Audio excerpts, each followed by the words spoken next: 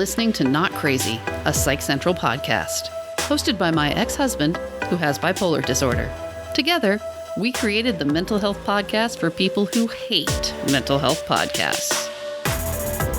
Hey everyone, and welcome to this episode of the Not Crazy podcast. I'm your host, Gabe Howard, and with me as always is Lisa. Lisa, hey, what's your quote today? Today's quote is, "Modern man has no more right to be a madman than medieval man had a right to be a heretic."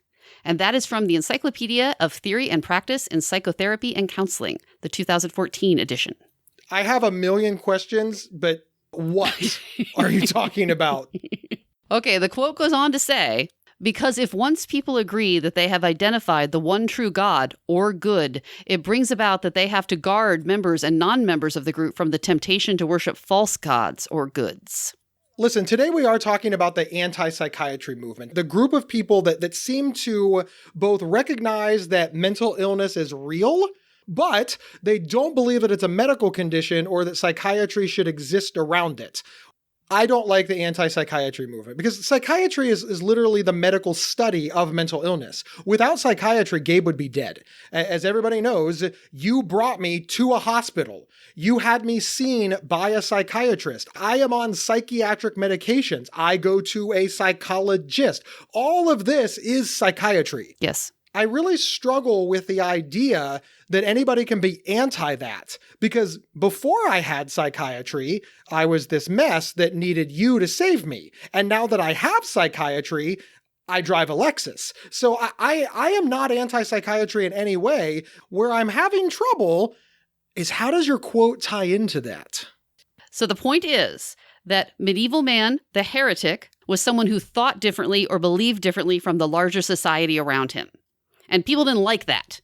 So the madman is thinking or believing differently from our larger society, and that makes us unhappy and uncomfortable. Okay, am I the madman or am I the heretic? You're both. That's the point. Today's madman is the 13th century's heretic. But we don't like heretics. Do we? What's a heretic? Maybe I don't understand the definition of heretic. A heretic is someone who spoke against the church. Oh, well, but it's often used as a synonym for an atheist. Okay, but again, our society doesn't like atheists, as we learned last week. Yeah. But where does the anti-psychiatry movement fit in? Because what they're saying is that you're making people who are different bad and ill rather than just being different. Okay, all right. So the general gist of the anti-psychiatry movement, and again, we're not members of it. We did a bunch of research. We read a lot of the prominent books and bloggers and outspoken members of this movement. But the general belief of this particular movement is, if you have psychosis, that is a gift. If you have bipolar disorder, that is a gift. If you have major depression, that is a gift, and you should learn to harness those gifts. And doctors do not need to enter into this. These are just personality traits that, while different, are not inherently bad. With the gift thing, in general, no, it's not saying that this is a good thing. The point is that this is part of the human condition and does not need to be medicalized, looked down upon, or altered. I don't think that it should be looked down upon, but part of the human condition is having high blood pressure. Right. But we believe that you should take high blood pressure medication and live forever. Part of the human condition used to be dying by 30, but because of advancement in medical science, people are living to be 70, 80, 90, 100. There's nothing that is illness-based that doesn't fit into this. I'm having trouble understanding how somebody's suffering, literally suffering from mental illness, that can just be, hey, this is part of it. You got to let that person go, because people are dying from this. But who are you to decide? Why do you get to decide who's suffering and who's not? It is not a coincidence that many of the prominent members of the anti-psychiatry movement, and I should point out for clarity here that they usually don't use that particular term, but most members of the anti-psychiatry movement are themselves people who have been diagnosed with psychiatric illnesses and have had really bad experiences. These are people who have been wronged by psychiatry. Lisa, you made a good point. While they're often referred to as anti-psychiatry, that's not what they call themselves. What name do they give to their movement?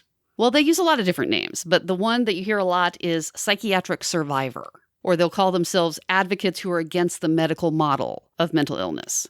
I agree that we have some serious problems with the medical model. And we have some serious problems with how medication is prescribed and how mental illness is diagnosed. But they go all the way to the extreme, right? Often. All the way to the extreme. It's all bullshit. All psychiatrists fired. That's their general stance, correct?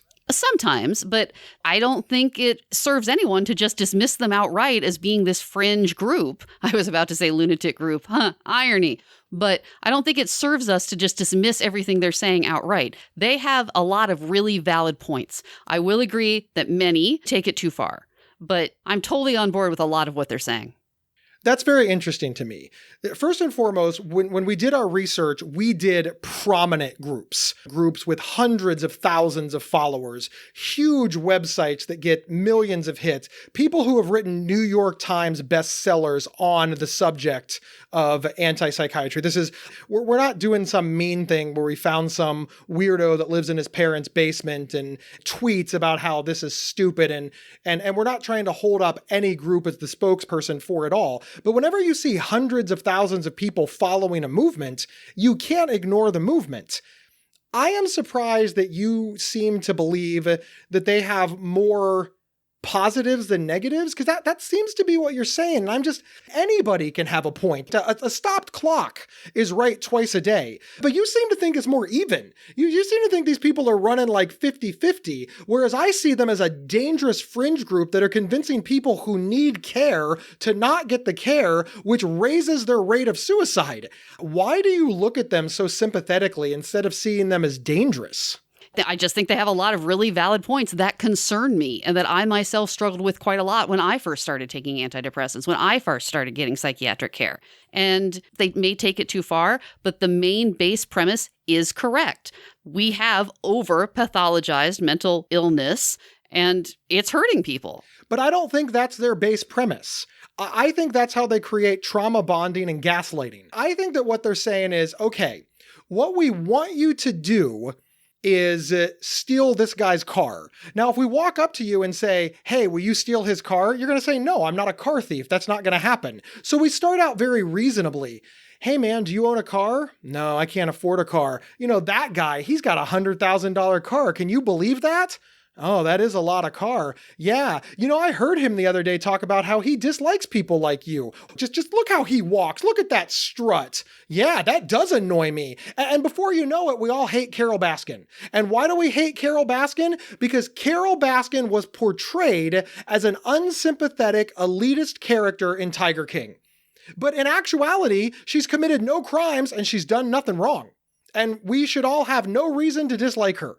I know I jumped my analogy there, so maybe I should start over. But no, I'm not starting over. I'm owning it. I could not get you to steal my neighbor's car with one question. But if I set it up that my neighbor hated you, was hurting you, and was injuring you, and was mean, and I convinced you and stroked you and taught you and brainwashed you into hating my neighbor, I bet I could get you to steal his car then. And you wouldn't know why you're doing it. But my base premise isn't that I have a point, my neighbor's an elitist asshole, because, you know, hey, maybe my neighbor is an elitist asshole. That's not my point.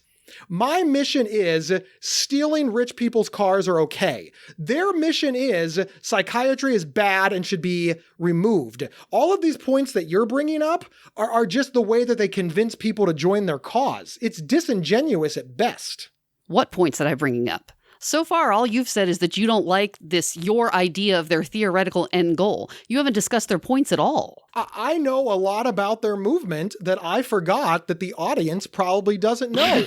Lisa, let's start talking about their points and I'll tell you why they're wrong. I guess we're doing that thing where you know who the killer is at the beginning of the movie, and then it goes flashback 7 days ago, and it goes all the way through the movie until it catches up to real time. I am not a fan of the anti-psychiatry movement. We have figured that out. Now, back 1 week.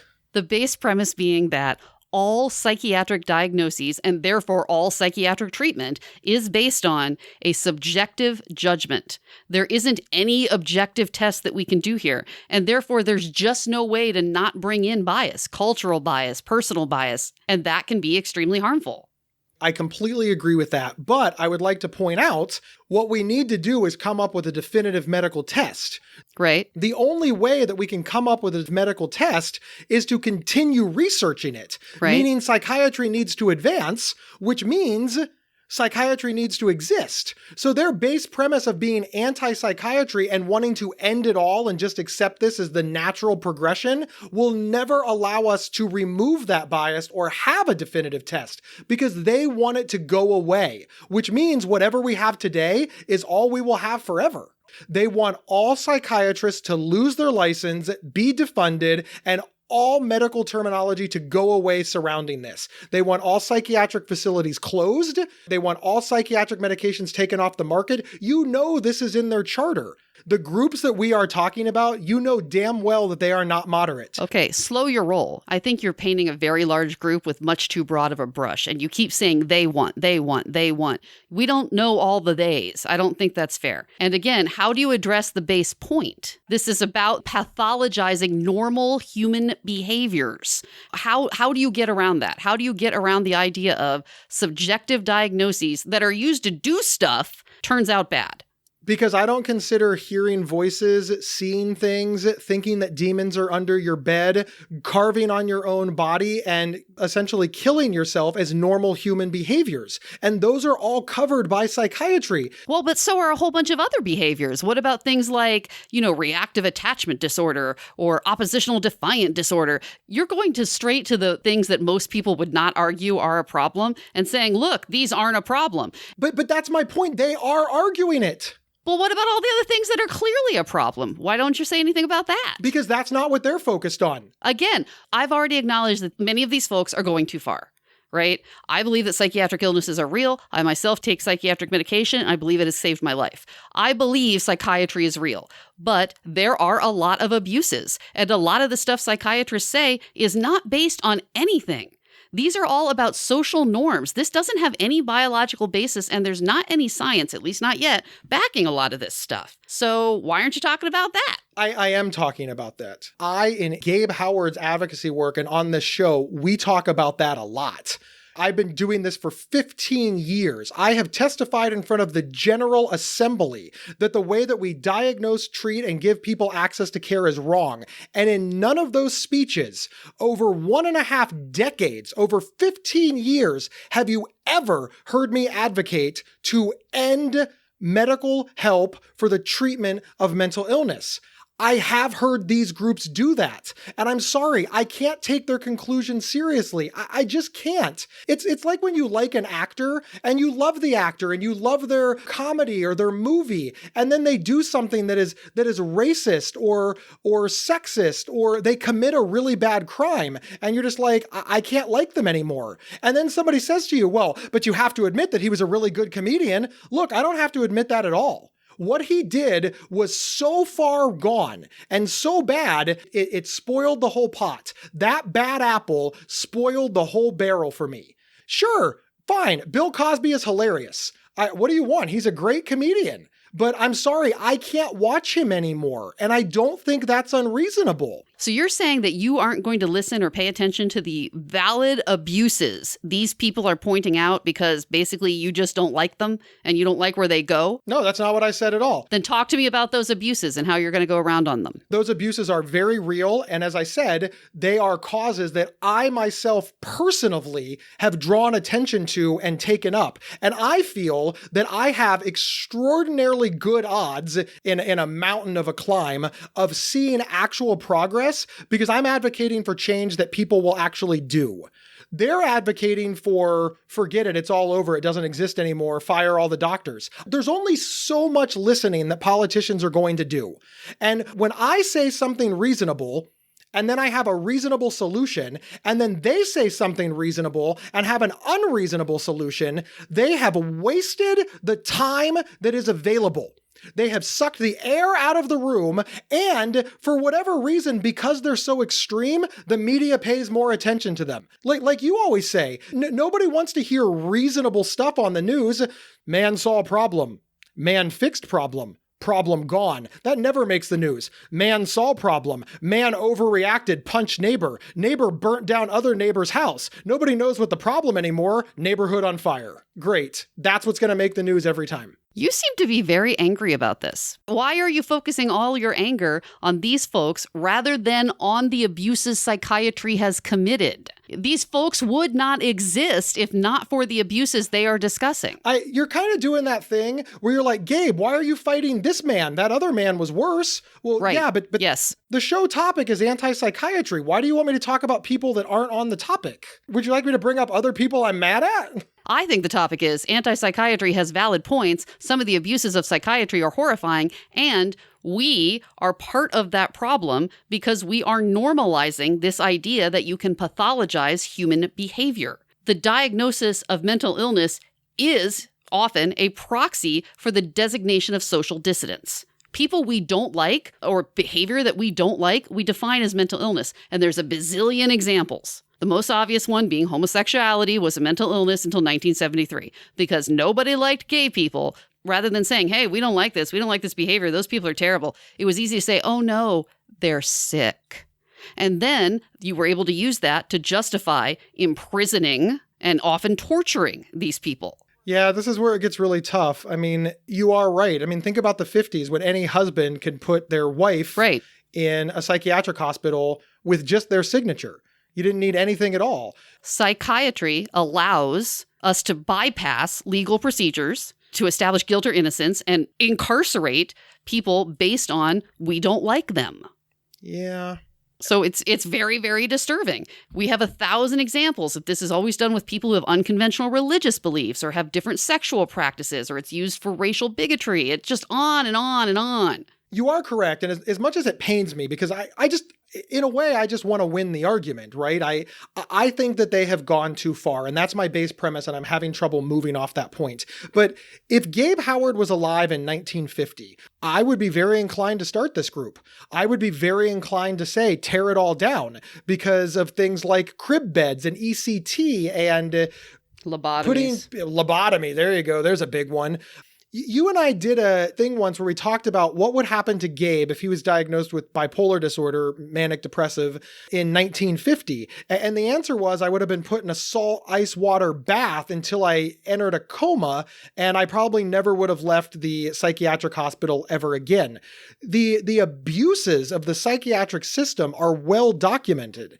So what you're saying is, oh no, all these abuses are in the past. We don't do stuff like that anymore. Everything is good and happiness and rainbows. We should not be so arrogant to think that there's not abuses going on right now. You don't think in 100 years we're going to be looking back on this and saying, oh my God, can you believe they did this? I'm not saying that at all. I'm saying that their base premise of we should just end it all and just let nature take its course is ridiculous. And I cannot get behind it. And I think that I'd be dead. And you're asking where my emotion comes from? Death. I would be dead. You would be doing a podcast with my mom and dad who would be talking about how they didn't know and how they wish that there was something they could do. And these anti-psychiatry groups would be like, well, it's okay that he's dead because after all, he just couldn't handle his illness. And that means he had to die because of what? Natural selection? You're doing that thing where like, well, we never wore seatbelts and we were all fine. Yeah, but the kids who died didn't come to school, so you forgot about them. So what about all the people who died from the ECT or the induced comas or the lobotomy? So whatever the equivalent of that is right now, those people aren't here to tell us about it. This is very fair, but is the way to honor their memory, honestly, to let people like me die as well? Is that what we have to do? They died because of the abuse, and now I die because I can't get care, and suddenly it's fair? I think part of the goal is that this is about giving individual people more autonomy. This is about letting individuals decide for themselves how they feel about this diagnosis and whether or not they want to undergo treatment. The reason they call themselves psychiatric survivors is not because one day they went and got themselves treatment and was like, oh, it turned out this wasn't a good idea. No, these are people who were forced to do things to their detriment. You go to psychiatric hospitals, there's an awful lot of people in there who don't want to be there and have been forced there by the courts. As you know, I'm a moderate in this movement. And if this is the first time you've ever come across Gabe Howard or listened to me, you're probably having trouble believing it right now. But I really do edge way closer to the middle than the average mental health advocate. I try to see all sides. I give people forums on our show and blogs everywhere whom I disagree with all the time. Being a moderate means that both sides hate you. And there's been some very high profile advocacy points that have really dropped me out of mainstream advocacy.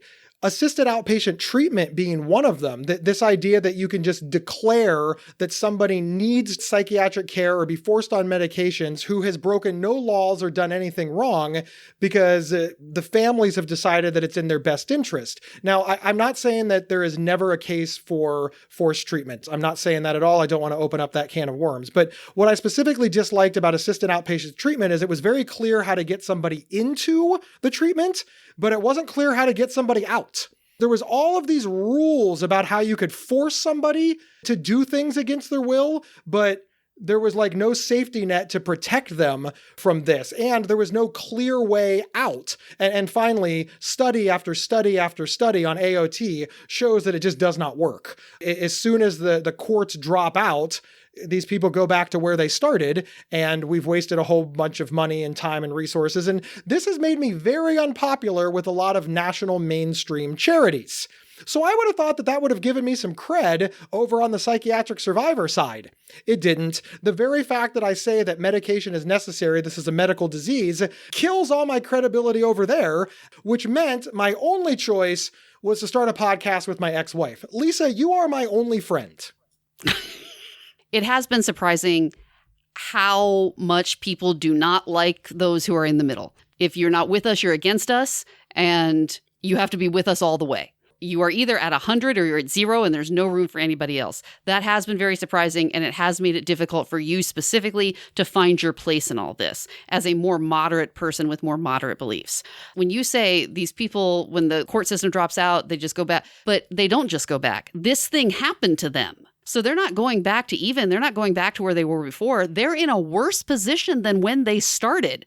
Thanks a lot. Yeah, it's very traumatizing. And they call it assisted outpatient treatment. Why don't they call it forced outpatient treatment? Because that's what it really is. That's very true. We have personally met people who've been forced into treatment. And like you said, there's no way out. It's remarkable that no one considered how incredibly problematic this was. Because who do you think is going to be forced into treatment? Vulnerable people, poor people, racial minorities, just basically everybody society doesn't like. This is not something that happens to upper class white folk. Clearly, these groups have some points, but I'm still going to go back to a broken clock is right twice a day. And Lisa, I got to tell you, some of it is based on their blatant misinterpretation of facts. The things like when they talk about the suicide rate. Again, this is a prominent group with hundreds of thousands of followers, led by a New York Times bestseller. This is not a small group. I want to read a study that is posted on their website. I'm not going to read the whole thing, but what I am reading is directly from their website. And the headline is, could psychiatric care be causing suicides? And they write, from 2,429 suicides and 50,323 controls, the researchers found that taking psychiatric medications during the previous year made a person 5.8 times more likely to have killed themselves. If a person had made contact with a psychiatric outpatient clinic, they were 8.2 times more likely to have killed themselves. Visiting a psychiatric emergency room was linked to a 27.9 times greater likelihood of committing suicide. And if someone had actually been admitted to a psychiatric hospital, they were 44.3 times more likely to have committed suicide within the year. It's important to pause on those numbers. In a world of suicide prevention statistics, they are truly staggering. What other risk factor is associated with people being 44 times more likely to kill themselves? And then they finish up by writing, so we are left to speculate what might be causing these striking numbers. End quote from their website. Lisa, you are a trained scientist, you are a trained physicist. I want you to explain to the audience how offensively awful this is and how them passing this off as a fact that should make people change the way we treat mental illness in America and using this as the driver is dangerous. Okay, I'm going to have to give you that one. It is hard to ally myself with these folks and their conclusions when they say stuff like this, because that's just crazy. Putting this out there as a reason for why you should avoid psychiatric care is dangerous, and it represents a fundamental lack of understanding of science and statistics. Correlation does not equal causation, okay? Let's change some of this. Let's switch it around. Did you know that if you had a heart catheterization in the last year, you are 50 times more likely to die of a heart attack? If you visited a cardiologist in the last year, you are 10 times more likely to die of a heart attack. Conclusion, do not visit cardiologists. They will give you heart attacks. No, that's ridiculous. It's so mind-blowing that anyone even said this, right? It's just, ugh. Obviously, people who are extremely sick and who are at risk of killing themselves get psychiatric care. No kidding. So yeah, this is in fact very dangerous. The word bullshit is not big enough. This is the literal equivalent of me saying that I looked at 50,000 people who went to the hospital in the last year, and you were much more likely to die if you had a hospital admission. Now I'm talking physical health now, because I don't know, sick people go to hospitals? They don't seem to understand this, and they're offering this up as if it's a fact or meaningful in some way. These are sick people who sought out psychiatric care. No shit that they're at higher risk of dying from a disease they were diagnosed with. They wrote exactly this. We are left to speculate what might be causing these striking numbers. This tells me, as a reasonable person, that we cannot trust them for anything because they're left to speculate? There's no speculation here.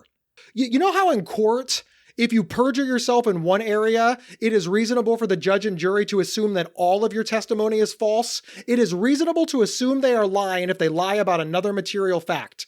They have just said we are left to speculate what might be causing these striking numbers. They have zero understanding of science. Yes. Why should I listen to anything they say? You have an extremely good point there. Yes. If this is the level of misunderstanding you're putting out there, yeah, I'm pretty sure you don't really understand anything. So I don't necessarily want to listen to anything you have to say. Yeah, it's just ridiculously stupid. It's painfully stupid. It's sad. But it's sad. This represents a profound lack of understanding. And these people are using that to make their own decisions, possibly to their detriment. And there's a lot of pain and trauma involved in this. So it really just, more than anything, just makes me so sad for them that no one has ever sat them down and explained it. I've sat them down and explained it. You don't think that I've ever written a follow-up article to something that they've written? Oh, you don't think that I've ever sent them an email? We're doing this podcast right now where I am now pointing this out. I am a prominent mental health advocate with over 15 years of experience. I am partnered with one of the largest mental health websites and psychology websites on the internet that's been doing this for 25 years. You don't think it's never been pointed out to them? They are unwilling to change. All right. Yeah, I'm going to have to give you that. Excellent point, Gabe. It does seem to be deliberate ignorance. We'll be right back after these messages. Interested in learning about psychology and mental health from experts in the field? Give a listen to the Psych Central Podcast, hosted by Gabe Howard. Visit psychcentral.com/show or subscribe to the Psych Central Podcast on your favorite podcast player.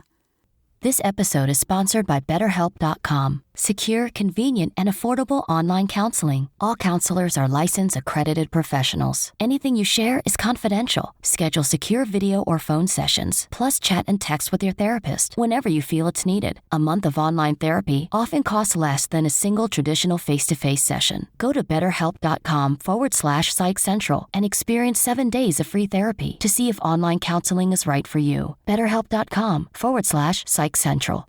And we're back, talking about the points raised by the anti-psychiatry movement. Now, you know what sucks?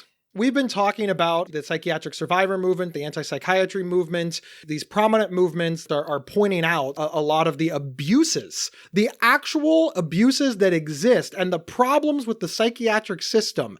And of course, this is resting largely on people who in some way identify with having these mental illnesses. And these are the things that they would like to see. You realize that we have no choice but in a few weeks to do the same amount of research and the same amount of in-depth reporting on groups that are run by psychiatrists.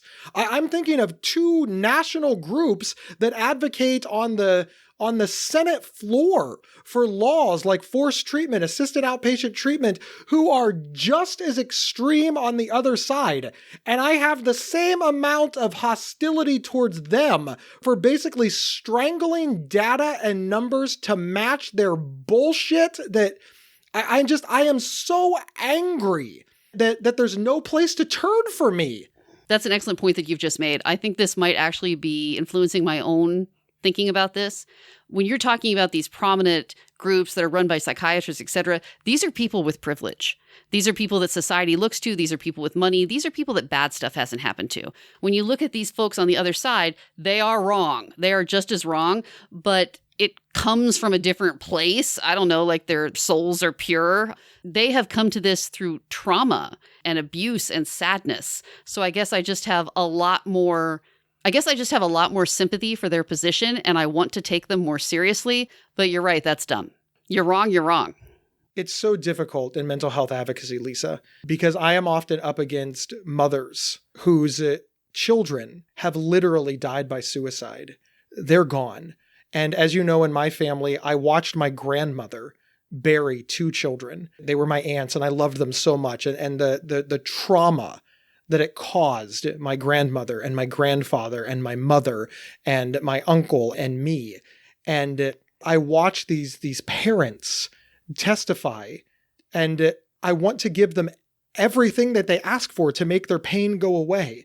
But it's not backed by any research, by any data, by any study, and it will not work. And time again, it has been proven not to work.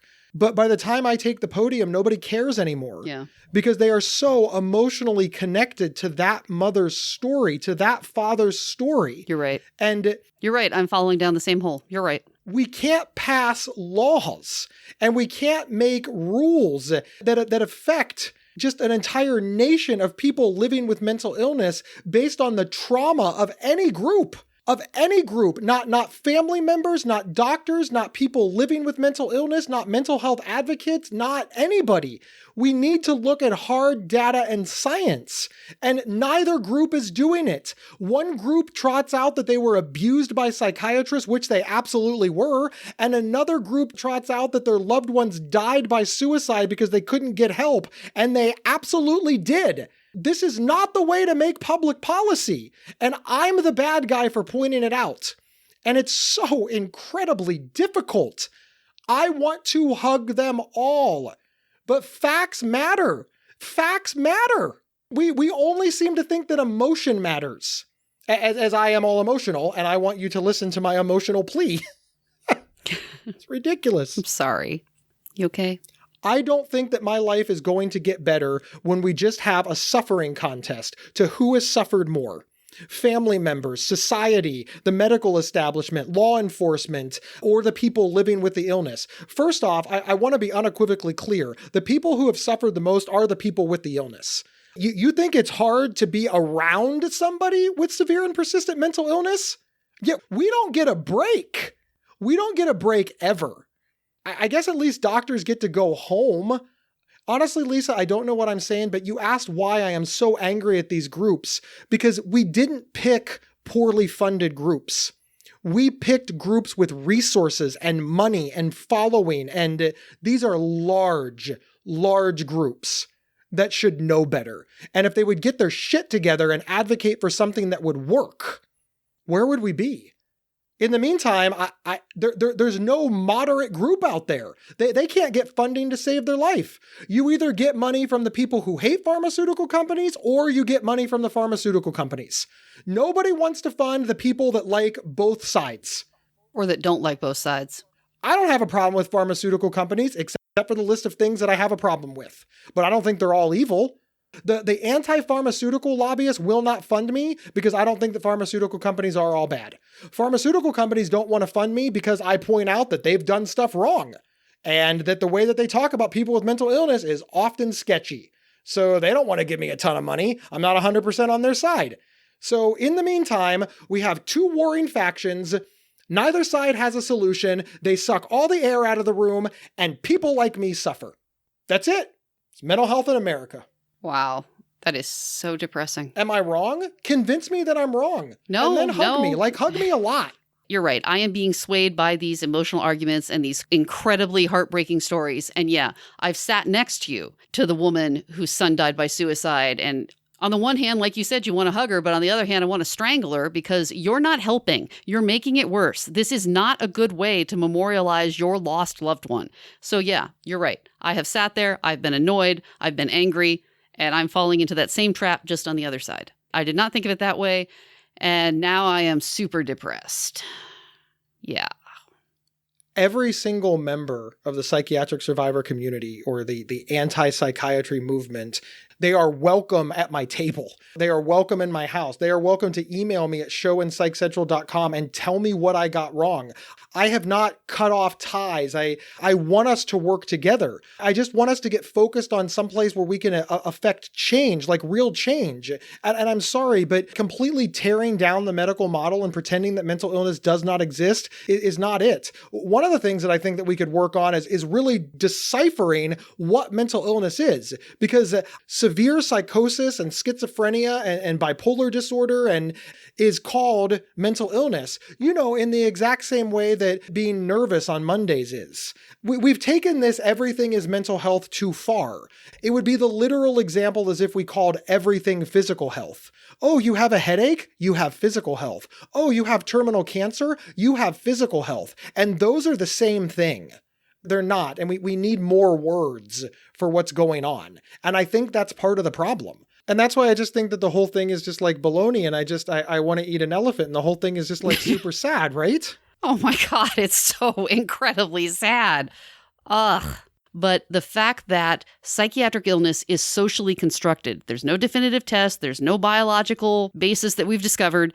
These are culturally constructed based on what we think, based on the cultural narrative that we have in the moment. I struggle when you say that mental illness is culturally constructed. It is. I don't think that a bunch of people sat around and said, all right, let's decide that everybody that wants to kill themselves is mentally ill. I think that people saw this behavior and were scared of it and terrified by it, and they saw that the people who were exhibiting this behavior did not look pleased or happy, or of course they did not look alive, they were dead. And they thought, that does not look normal. And then they studied it and found out that, boom, boom, boom, boom, boom. And that's why Gabe Howard is allowed to live a good life right now.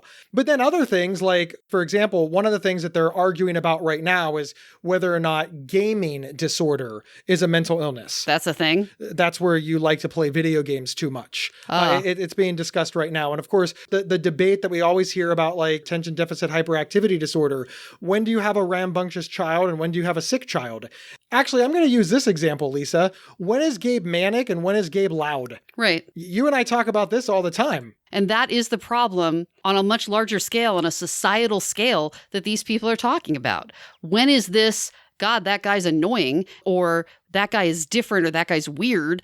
And when is it that guy is psychiatrically ill, that guy is mentally ill, and he needs to be in a hospital, even if he doesn't want to go? And these anti-psychiatry people are saying, where are these lines? We have drawn the lines in the wrong place. And if that was their argument... I know. First off, we know where the lines are. Interferes with the activities of daily living for more than 2 weeks. That's the line. Now, that's vague and it has all kinds of problems, but just because you don't like the line or you think that the line is incomplete, this is why these groups frustrate me. There's no line. They just make it up. That's not true. There's literally a book. You want to know where the line is? Read the DSM-5. It's written in the book. Well, but you realize the obvious example. I don't mean to drive it into the ground, but homosexuality. It's the perfect example for all the abuses of psychiatry. It is, but it's also an example that's old, that's very old, and that has been corrected. But again, that's arrogance. To think that, oh, those mistakes are all in the past. We aren't doing anything like that today. No, we're doing stuff like that today. We just don't know yet. But I would like to point out that it happened decades ago, and it was absolutely unequivocally corrected. And it wasn't even like a pansy correction. No, it was like, that was wrong. We were completely wrong. The part where husbands were allowed to lock up their wives, that was wrong. It was completely wrong. The literal abuses. Okay, but now we have mothers allowed to mock up their children. How's that any different? And that would be a good point to fight against. That would be a good thing to fight against. This is why I struggle, Lisa. Because you're right, that would be a good part, but they don't want to fight against it. They're saying that because there is a disagreement in how to handle a situation, one group is evil and one group is the hero. And I hate that. I hate that. Why does it always have to be heroes versus villains? The anti-psychiatry, psychiatric survivor group, they believe that they are the heroes and that everything that they want to do is correct, even though they say incredibly stupid shit and refuse to use any sort of science. Oh, what could possibly explain these higher numbers? I can think of a million explanations that you are refusing to consider. You're right. They are making the same logical fallacy that the other side of the argument is making and that they are criticizing them for. It reminds me of couples that get in a fight where they're both yelling, "You never listen to me." And they're both right. And you're watching it from a distance because, I don't know, maybe they're your parents, you grew up in that household, I don't know, but you're looking at them and you're like, wow, mom is not listening to dad. Dad is not listening to mom. Mom is very upset that she is not being heard. Dad is very upset that he is not being heard. They don't realize it, but they are both completely and entirely right and doing to the other what they are so offended by having done to them. Yeah. Listen, if these groups find an advocacy point, they stick to the advocacy point, they stick to the facts, and they want to work together to change these things, I am on their side, but they don't want me. They don't want me because my end advocacy goal is to fix it. Their end advocacy goal is to burn it to the ground. And I think that having the ability to burn something to the ground and pretend that there's no problem once it goes away is extraordinarily privileged, and it will kill a lot of people. I believe far more people than it will save. Well, but they're saying the opposite, that it's killing far. But I have proof. No, you don't. Yes, I do. No, you don't. Yes, You I don't do. have that proof, and neither do they. I feel that more people are helped by medical intervention for mental illness than are hurt by it. How do you know that? On what do you base this? Do you have stats or data or studies? Why do you say I'm this? going to use the stats by the National Institute of Mental Health, which of course they're going to say is bullshit and you can't count because they're the government. I'm going to use stats by the APA, the American Psychological Association, but they're going to say we can't use them. But they don't have them. What are you talking about? I'm willing to accept information from both of those groups. Show me this information of which you speak. They don't have that data. What specific? How do you think the data is going to read, Lisa? Because it's impossible to get in the first place. How are you going to decide that people have been helped by psychiatric intervention versus hurt by it? How are you ever going to decide that? Let me ask you this. If you saw somebody who is suffering from the effects or symptoms of bipolar disorder, would you say, put them in your car and take them to the emergency room and have them committed? I did not have you committed, but yes. Oh, so you agree with me. You agree that the odds are greater that people would be helped by psychiatry than hurt by psychiatry, or you never would have taken me to the hospital. But just because it worked out for you doesn't mean it's going to work out for everybody. And you're also a white man. You think it's going to work out the same way for everybody? That's ridiculous. I don't believe that they can prove it. I believe that I can prove it. But of course, here's a problem. I don't have any money. All right, I did not start an organization where I claim to have proof of all of these abuses without actually offering up any proof. I want them to prove to me that more people are being hurt by psychiatry than helped. I understand that you're saying that I can't prove that more people are being helped, but I would like to point out that I have personally seen more people be helped. Well, that doesn't mean anything. It doesn't, but let me tell you what else I've seen. You are an odds player, Lisa. You have a scientific mind, and you would not hesitate to take anybody to a psychiatric hospital. When you found me, I was symptomatic out of my mind. Right. You suspected that I was bipolar. You suspected that I was suicidal. Well, you didn't suspect. I told you that I was suicidal, and you did not hesitate to take me to the emergency room by tricking me, I might add, and then tricking me into signing myself in. It's a semantic argument at this point whether or not I was committed against my will. You knew damn well I didn't know what I was signing. And I did it anyway. And you had no problem with that. That's true. I had no problem with that. I still don't. And you realize that the group that you're defending thinks you're the enemy. You literally trick somebody into signing away their rights. They are no friend of yours. And you believe to this day that you did the right thing. And now, be honest, would you do it again? I absolutely would do it again. But you're not considering that it isn't just your situation out there. I am considering that. I'm considering there are abuses in everything. There is nothing in America, literally nothing, that doesn't, everything's the force. It has a light side and a dark side. So it does not surprise me that mental health and psychiatry would be the same way. You're saying that it's that psychiatry in and of itself, the doctors, the system, the people working in it are somehow malicious and evil and intentionally hurting people, so much so that they need to be stopped by outside forces. Whereas what I'm saying is there are systemic issues that need to be worked on and advocated for because they're underfunded. There's not enough beds. We need more research. We need definitive testing. Where the hell do you get that that's what I'm saying? That's ridiculous. When did I ever say that? I personally get psychiatric care. Clearly, I believe it has value. I personally do it every day and pay money for it. But they do have some non-zero points. There are abuses out there. And just saying that, well, I've never had a problem, everybody I know is better off, that doesn't mean anything. Everybody these people know isn't better off. Plus, why did you go straight to people with bipolar disorder? Maybe everyone with bipolar disorder is better off. I don't know. But maybe everybody with attention deficit disorder isn't. Maybe they're worse off. Maybe everybody with that gaming disorder thing you just talked about, maybe they're worse off. We don't know that. Because they specifically state anti-psychiatry and mental illness, meaning they're lumping everybody together. Exactly. Their point is the suicide rate is so high because of psychiatry, and they're trying to prove that and offer it up as a point. Yeah, that's dumb. There's no defense for that. This is not a point. And then you say to me, well, can you prove they're wrong? I don't have to prove a negative. It doesn't work that way. They need to prove their point. They have not proven their point. They have definitely proven their point to me. No, they haven't. Yeah, they have not proven that more people are hurt by psychiatry than helped. They have not proven that. I don't know that that's their point. That is their point. That's why they want to end it. They have multiple points. Why don't we go with, they have successfully proven to me that psychiatry has abuses, and it's very disturbing, and it hurts vulnerable people. Yes, agreed. And it has the potential to hurt us too. Agreed. And we as a society should really work on that because it's creepy. I completely agree. And awful and horrible and depressing. I agree 100%. Okay, so there we go. So we're agreeing. Well, yes, we are. And that's part of their gaslighting until they get to the point where they ask me to steal the neighbor's car and join the cult. Because they take it too far.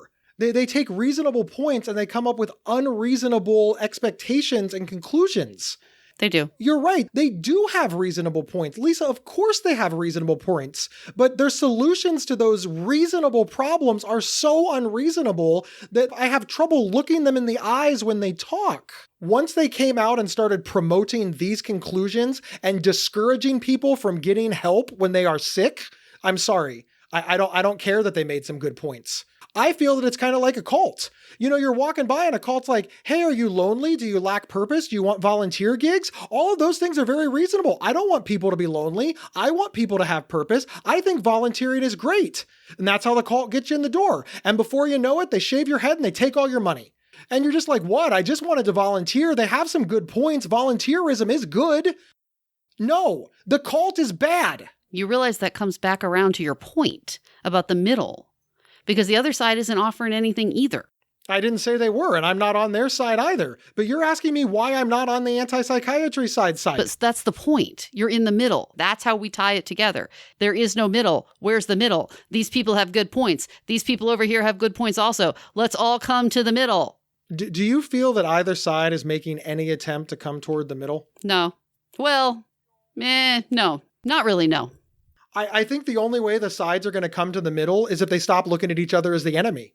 Both sides need to look at each other and say, you are not my enemy. We just have a disagreement. And both sides need to understand that disagreement does not equal disrespect. And then they need to start working together on the advocacy points that we all have in common.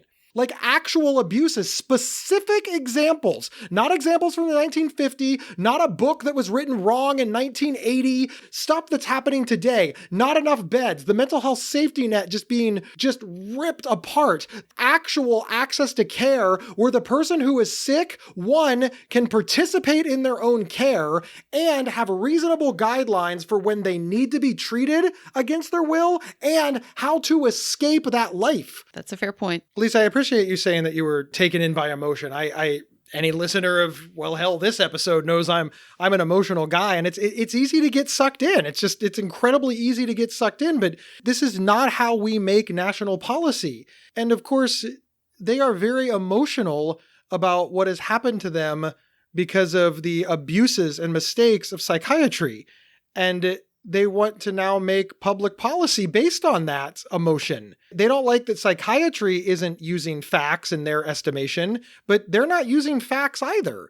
They're just like, we feel bad and we don't want this done anymore. Two wrongs don't make a right. And it is a shame, Lisa, because you're right. Individual points here and there, I agree with, but I have to look at an organization based on their stated mission, their stated goals, and what they are encouraging people to do with their resources and their platform. I respect what they've gone through, and I really do respect them as people. And they are welcome to email us at show@psychcentral.com and tell us why we're wrong. But I'm sorry, as a platform, not only are they wrong, but I believe that their conclusions are ultimately dangerous and misguided. And that's where I am. So, Gabe, do you think any of them will listen and send us that email? I don't know. They haven't up until now, and I really have tried. Fair point. Good point. I do think that groups need to be diverse, and they need to get people who disagree with them to join. I love to be surrounded by people who disagree with me. That is why I do a podcast with my ex-wife. I mean, we don't agree on nothing. Aw, you're so sweet. I love how we don't agree on nothing is like a term of endearment for us. Yeah. Aw. That's why we're divorced, dear. Listen up, everybody. I hope you enjoyed listening to the show. I hope that we made some good points, and I hope that Lisa and I bickered just enough to be interesting. Check us out on PsychCentral.com's Facebook page. You can get over there by going to Facebook.com/PsychCentral. And of course, you can find Gabe and Lisa everywhere. The official website for the show, PsychCentral.com/NotCrazy. Subscribe on your favorite podcast player. And we'll see everybody next Tuesday. You've been listening to the Not Crazy podcast from Psych Central.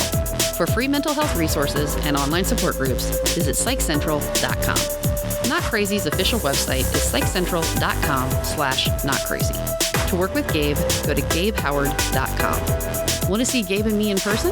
Not Crazy travels well. Have us record an episode live at your next event. Email show@PsychCentral.com for details.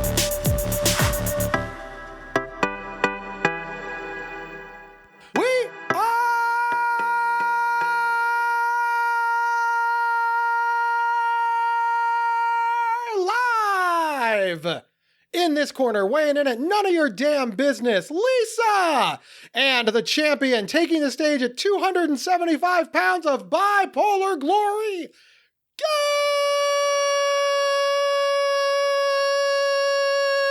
the Manic Howard! This podcast will go 3 rounds in the UFC. Heavyweight division. Hey!